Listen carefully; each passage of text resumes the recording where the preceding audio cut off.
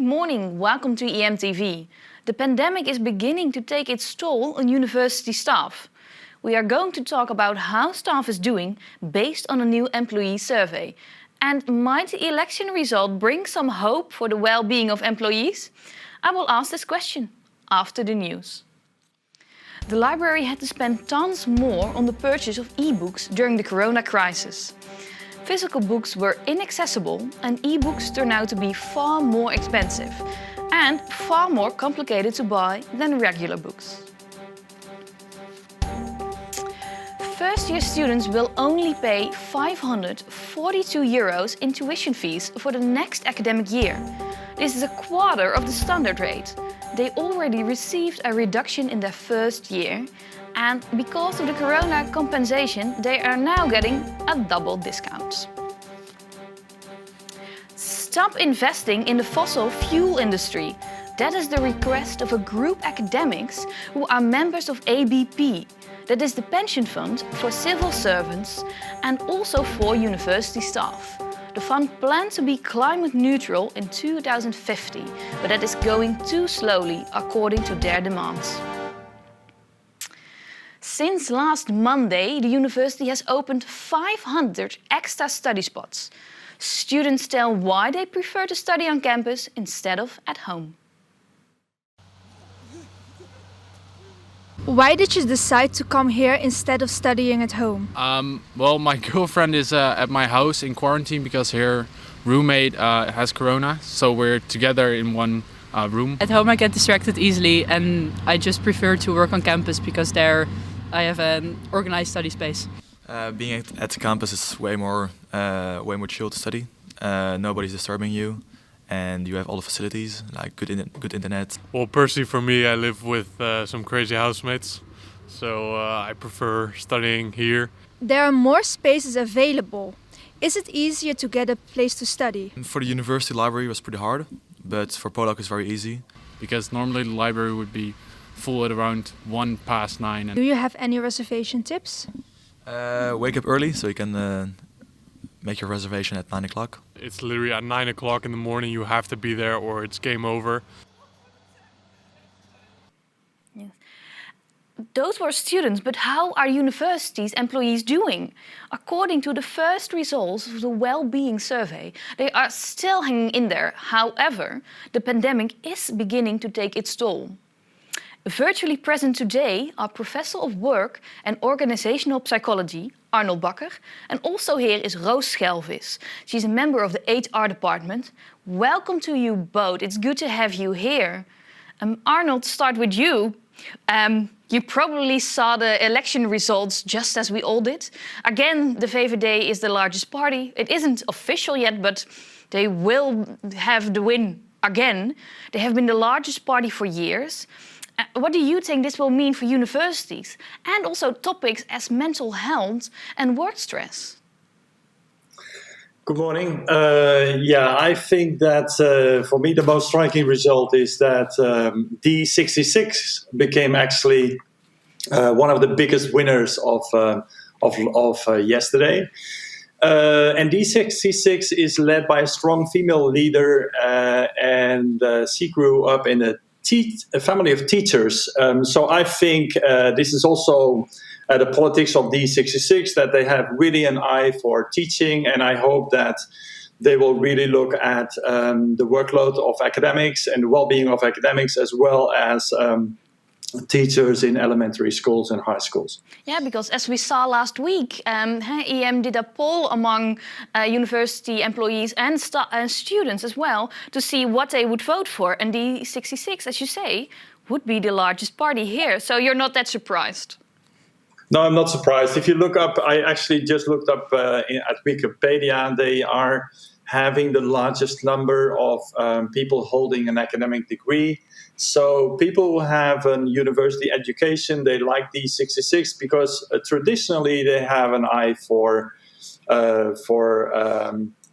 teaching, for research, for academics, but also they are social liberals. So they are somewhere in the middle, and that's very typical Dutch, I would say. And also here is Roos. Roos, you are the principal researcher that carry out the survey among employees concerning their mental health. Which group of, our colleagues is struggling the most at this time? Good morning, Tessa. Well, we found in our survey that actually most of us struggle, but the way in which we struggle differs per group. For example, teachers, so our colleagues with teaching obligations, they are more hindered by several environmental factors than other colleagues. For example, by failing technique, which is very hindering, of course, if you have to, if you're conducting a seminar or something like that. So teachers are hindered by things like techno-stress, but other colleagues, such as our international colleagues, are more hindered by social isolation and are hindered by lacking supporting environmental factors. Another group are full-time colleagues with a full-time contract, 38 hours or more, are, for example, less positive about the services they get from the EUR to perform their work well. And a last group I would like to shed a light on is the group of managers. We as HR often look to managers to implement several policies or to actually lead our other colleagues, but they are under pressure themselves as well. So what we learn from these different groups is that their struggle differs. So the solution we need to provide them with also needs to differ. We have to tailor our solution to the different needs of these groups. But I have to say, I was still quite surprised by the outcome because it was rather positive. But when I speak to people from the university and ask them how they are doing, the answer is also rather doubtful, I would say. They are fine, they're getting on, during these circumstances. But why do you think the outcome was, rather positive? They're still hanging in there, you said. Correct. And the word "still" is very important in this little sentence because the outcomes actually are still positive, but I think it's very likely to change because we see in our research that several risk factors for longer-term strain are actually present. So the longer the pandemic takes, the more pressing these risk factors will become. And therefore, there's definitely an urgency to act here. Yes, Arnold, you think job crafting and playful work design may be part of our solution for or to reduce work stress. And I have absolutely no idea what these terms mean. Could you please explain to me what you mean with it? I can understand that, Tessa, yeah. Let me start by saying that in this study at Erasmus University, we used an overall theory about how working conditions influence employee well-being.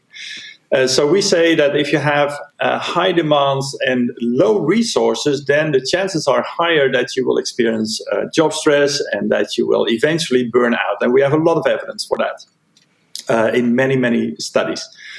Now, the idea is generally, so I want to make that clear first, that it is very important that the organization, so the management of our university, takes care of the job conditions so that we don't have too high workload, that we instruct professors to contact their employees so that they don't feel too isolated and so forth.